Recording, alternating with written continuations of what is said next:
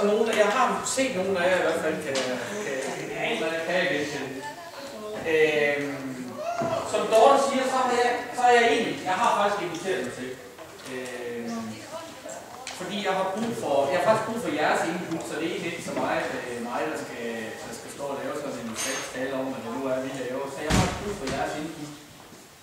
Fordi vi oplever, at der er en helt stor afstand mellem det, Dorte hun siger, I siger til hende, og det, de kunder, jeg har, hvor jeg skal hjælpe dem med at finde nogle ledere til deres forretninger. For vi kan nemlig ikke finde nogen.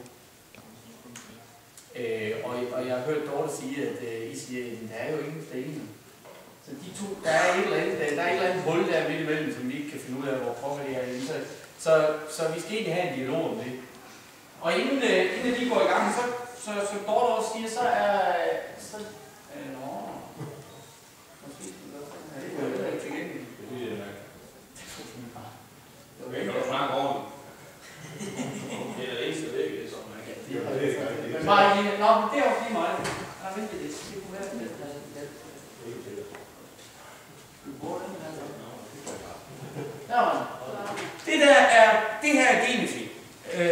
I kan selv gå ind og læse noget mere på det. Men det er min primære beskæftigelse, eller vores primære beskæftigelse. Vi er 2 mand i den her butik her. Fast. Så køber vi nogle konsulenter ind til det, vi ikke selv kan. Men vi arbejder hovedsageligt med organisationsudvikling. Med særlig fokus på koblingen mellem strategi, ledelse og salg. Og det har jo som sådan ikke ret meget på landbrug at gøre. Men under den her overflade her, som vi også ser her, så er min baggrund, jeg er uddannet ligesom I er. Jeg er landmand, landbrugstekniker, HD i afsætning, en pædagogisk uddannelse og en konsulentuddannelse. Så jeg har sådan en særlig, hvad skal man sige, berøringsflade i landbruget, og en del af det arbejde, vi laver med salgstræning, foregår i øjeblikket blandt andet i landbrugsforeninger.